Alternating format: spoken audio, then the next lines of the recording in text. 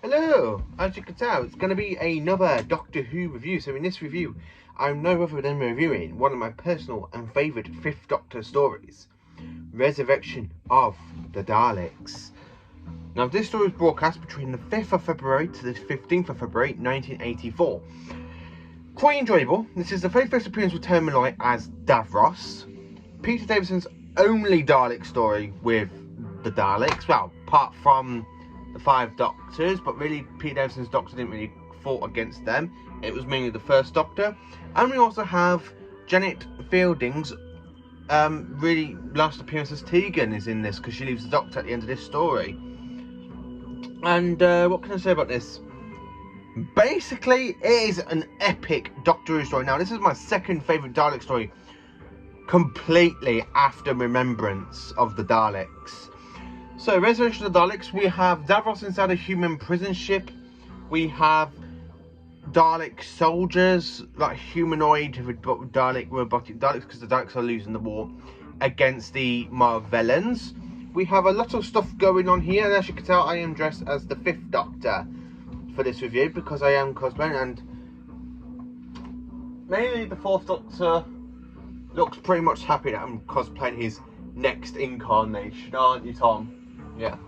So, let's go on with this review then. So, on a space station, you have all that's not supposed to be a space station falling apart, and then it gets attacked by Daleks, trying to rescue their creator Davros, so they can have him to make a cure for him against the Morellan virus.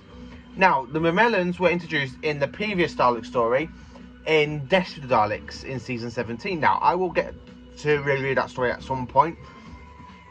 Of course, you have a space station run by humans. The Dalek attacks is good. You have humans putting bombs down, and then when the Dalek casings blow up, you have the like tentacle things going outside the Dalek casings when they like proper blow up. We have the return of the Dalek Supreme after 11 years in this story as well. Really enjoyable stuff, really. The Dalek Supreme doesn't really appear until 11 years later after the story. Really, really enjoyable. Peter Davison's performance is top notch. This is one of the darker stories for the 5th Doctor. Literally, this is like... yeah, this is really his basically first dark story. This and The Case of Androsani are my 2 personal favourite 5th Doctor stories. Can't really find a foot wrong with this story. It's really enjoyable. Tegan leaves the Doctor because all it leads is to death and destruction. Tarlo walks off into a Dalek ship through a time corridor. I love the bit with the TARDIS getting caught in the time corridor. That was pretty cool. I love the whole special effects, especially when the Doctor's going like that for the TARDIS in that TARDIS scene. I do like it with the humanoid, the can't remember his name, where he goes, "No, Doctor, I didn't quite tell you the truth. I serve the Daleks. I'm a Dalek agent," and then you have that like dramatic noise from the 80s, and then you go like like title sequence leading into the credits title sequence. I absolutely really enjoyed the story, as you can tell. I love the Daleks. The Daleks are amazing. This Termiloy's Davros is fantastic.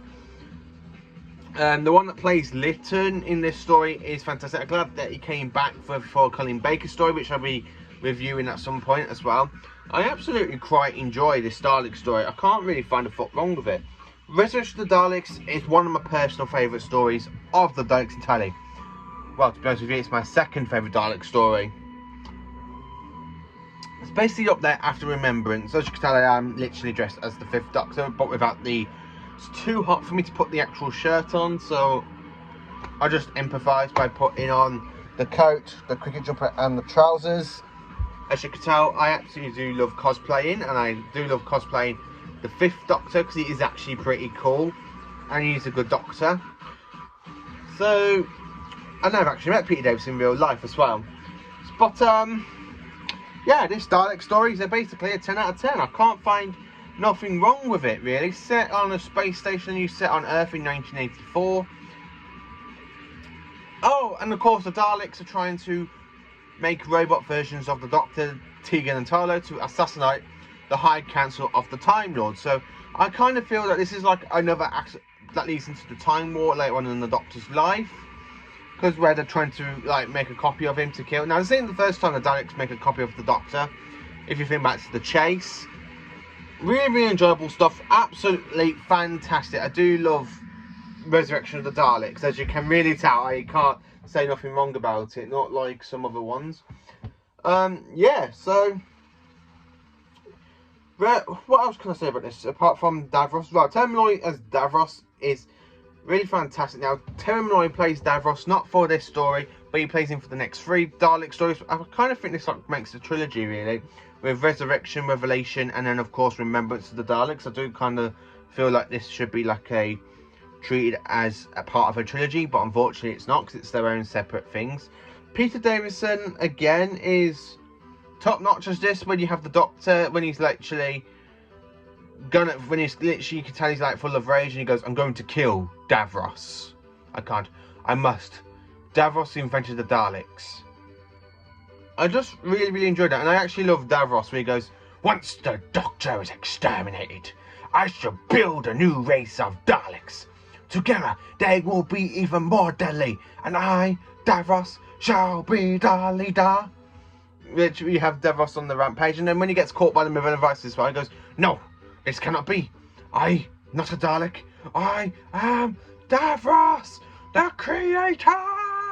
And then he just thinks he dies, but apparently he survives and escapes in an escape hatch. Yeah, Davros always finds a way of surviving and escaping. Genesis of the Daleks, he survives his extermination.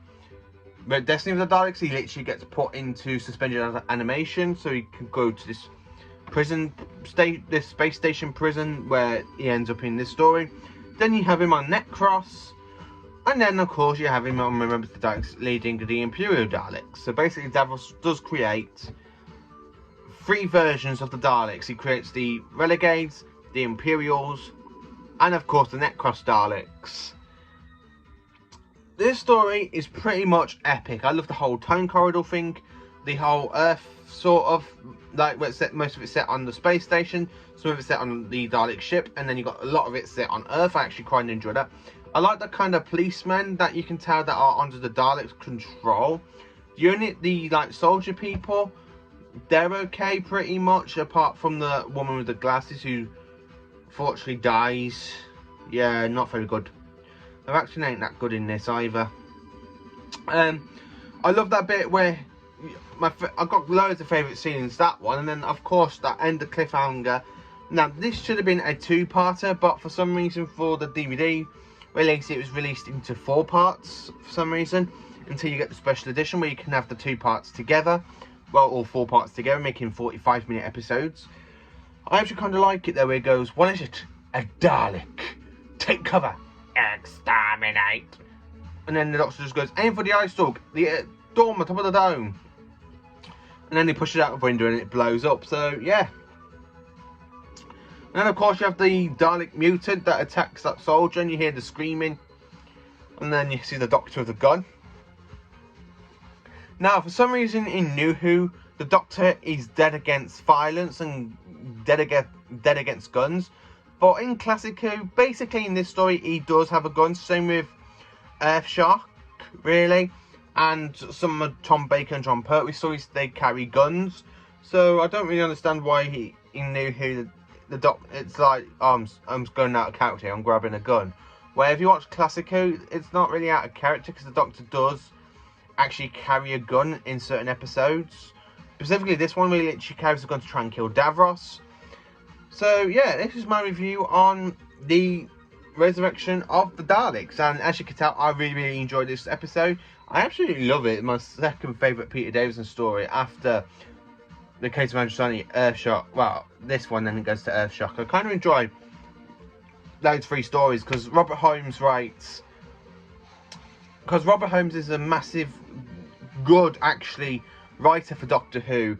He writes The Case of Andrew Sonny, and he does that brilliantly. This one, and of course Earthshock, is written by Eric Saywood, again, who basically brings back the Doctor's greatest enemies really well.